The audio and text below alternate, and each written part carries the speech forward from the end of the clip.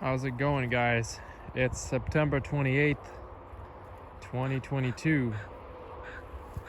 I want to taste test a Honey Crisp apple on camera because I make a lot of connections to this apple when I taste other apples, and a lot of the comparisons I make are kind of based off of, what an ideal apple should taste like. So this Honey Crisp, the reason why it doesn't have, as many bug bites and blemishes is because this is the first year it's producing here, and there's really no other apples in this area. The apples are further back over there, and so the bugs aren't making it out here as quickly. Have the Cosmic Crisp here, but it's not producing yet either. And this one is just looking nice because it's away from the other apples, but usually they get more blemishes and attacked by disease and bugs a little more than what you see here. These look actually perfect, and they look pretty well colored up. I'm gonna see if I can take one without damaging the other. It's probably not fully ripe, but I suspect it's really close. So let's see.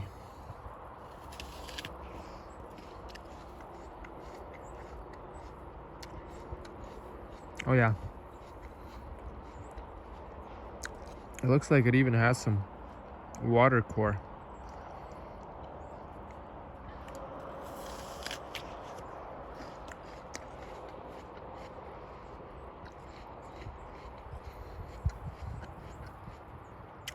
Very crisp, very sweet,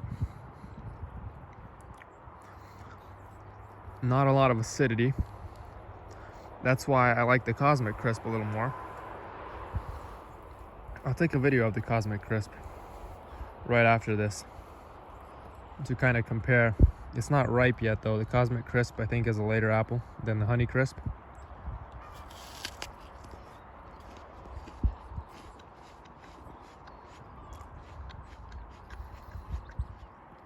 This is what I'd like the texture of an ideal apple to be like.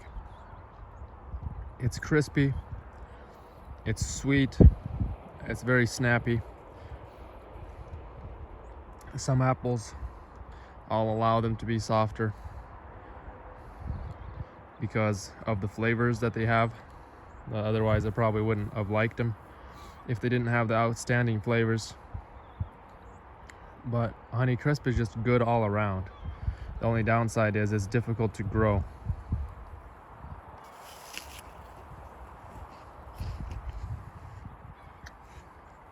Especially when this apple is homegrown.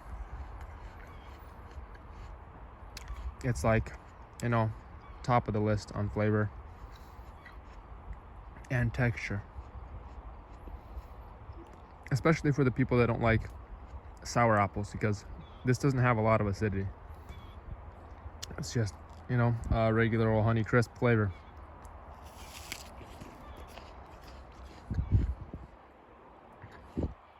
Very good, very juicy.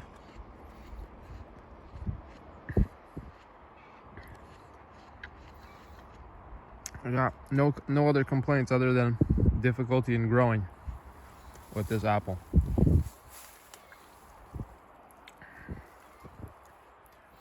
So let's head over to the Cosmic Crisp tree and see what is over there. So here's my Cosmic Crisp tree. This one's grafted to a seedling, to a Granny Smith seedling. I also have a branch of black strawberry on this one that's not producing. This is Cosmic Crisp, and a couple issues with this apple first before I even bite into it. It's dropping prematurely because the bugs are just attacking it. So this might need, you know, some sort of spray to protect it from the bugs, as that's why a lot of them fell off. It's a later ripening apple, and the bugs just won't let it ripen. They just bite into them.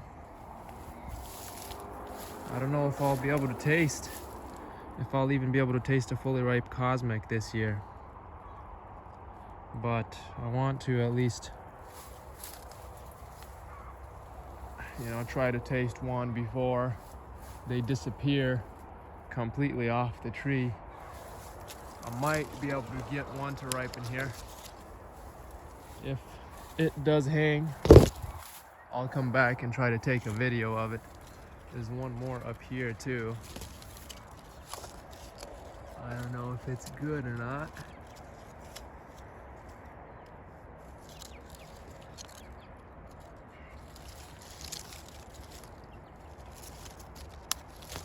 It almost looks like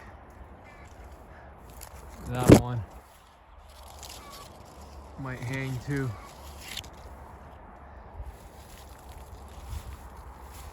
So I'm gonna let those hang, but the ones that have bug bites, that one pulled right off. So that just tells me that these are probably gonna be prone to falling. Could also be that it's been a little dry. We haven't had rain in a while. It's been a dry summer, and I did not water this tree. So perhaps, maybe if you watered it, they'll hang on a little tighter. But then again, the apple varieties that do hang on, like Gold Rush, is a very good hanging apple. It just sticks to the tree and it does not fall off. And that tree hasn't been watered either. So some varieties are just prone to falling off. So that's one downside to this apple. Let's see what it tastes like right now.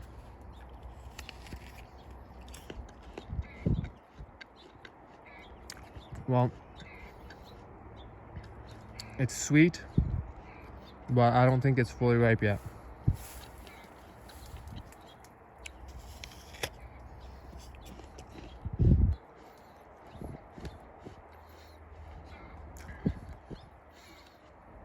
It seems like there's been an issue with the ripening process, and it's not crispy like it should be. Or maybe this is not Cosmic Crisp. Maybe I was sold a mislabel.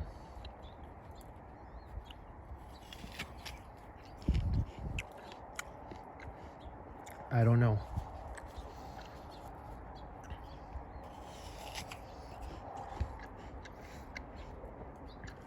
I was told that these apples might not be able to ripen on the west side of Washington State. We just don't get enough heat during the summer. But it's been pretty hot this summer. But yeah, this apple is just not up to par, even with the Cosmic Crisp that I was just eating earlier. That Honey Crisp. This is still tasting a lot better than the Cosmic, but it's understandable. It's not ripe. There's also this issue here with the tree. I don't know what this is called.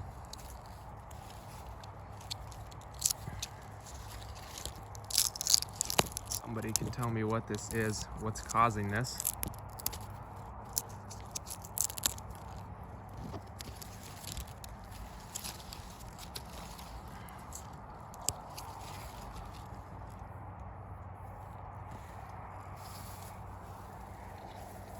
So yeah, that's Cosmic. Not too exciting yet. Maybe next year I'll get some to hang. Maybe I'll spray it with some kind of clay or something to keep the bugs off of it, just so it can ripen. This is King David. Maybe I can taste one of these while I'm head on over to Crimson Crisp. This is King David.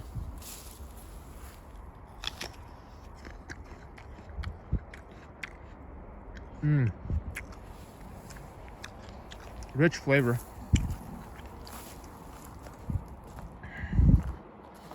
Very rich, not as crispy as Honeycrisp.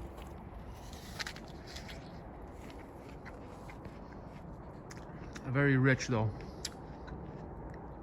A lot more complex than Honeycrisp.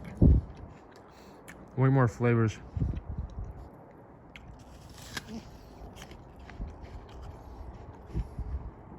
Just not as snappy. More acidity and just more complexity overall than the Honeycrisp. That's King David. And there's my greenhouse. Still got tomatoes.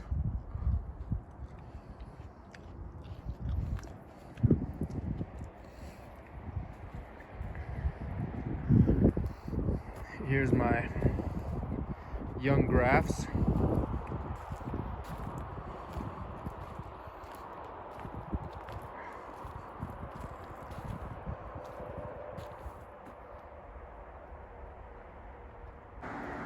All right, here's the Crimson Crisp. And this tree seems to be doing very well on M7 rootstock. The only downside to M7 is it suckers quite a bit. You get suckers coming out of the roots, and it tends to lean. See, this entire tree is leaning over. I'm gonna have to stake it. But the apple variety performs much better on this rootstock, is what I've noticed, rather than grafted to Pacific crab or other trees that I had. Other rootstocks may be good for it as well, but I've only tested it on Pacific crab. Well, other varieties that were grafted onto Pacific crab and then top worked with this variety. Didn't seem to produce as nice of apples as this M7 rootstock does. Some of these are labeled because I have cross-pollinated them. This one was pollinated with Oduso, so I will be taking seeds and planting them to produce some new varieties. Also seems like there might be some bitter pit or something going on with Crimson Crisp. So let me pick one because they should be ripe. They look pretty ripe, even yellow on the back side. A little bit of bug damage or bird damage, I don't know what that is. It's September 28th, and this is probably as ripe as it's gonna get. Maybe it's even overripe, I don't know.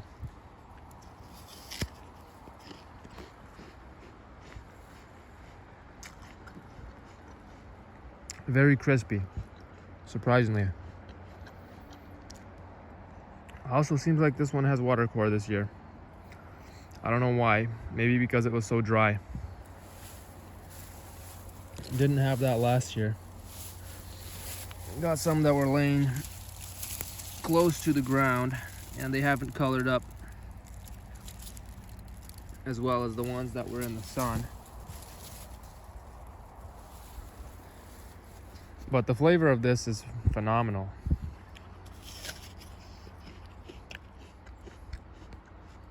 It's definitely a little more complex than Honeycrisp. It has more acidity, a little more punch to it. It's finer grained, so it's a little bit more solid, a little bit more dense. Not as fluffy as Honeycrisp, just like a little harder kind of crisp, if you know what I mean.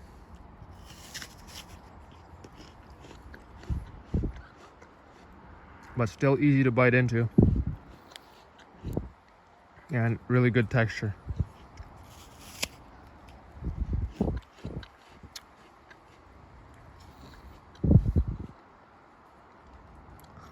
So yeah, I'd give this apple a pretty good rating.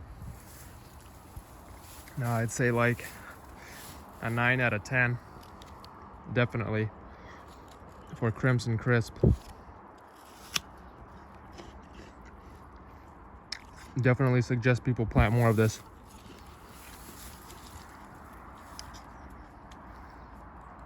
This is up on my list near Gold Rush. Probably like a notch below Gold Rush though, because Gold Rush is just my top apple right now currently, just because of how good it is and how well it hangs and how little bug bites and blemishes it gets, how well it keeps, how easy it is to grow. I take all these into consideration. Flavor is very good on this.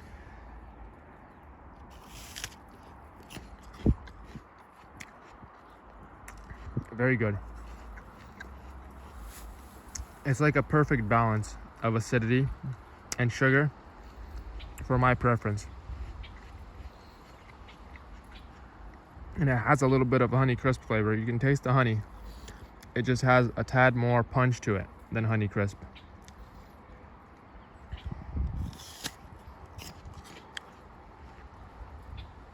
A little bit more punch and a little bit more complexity, I think. A very good apple.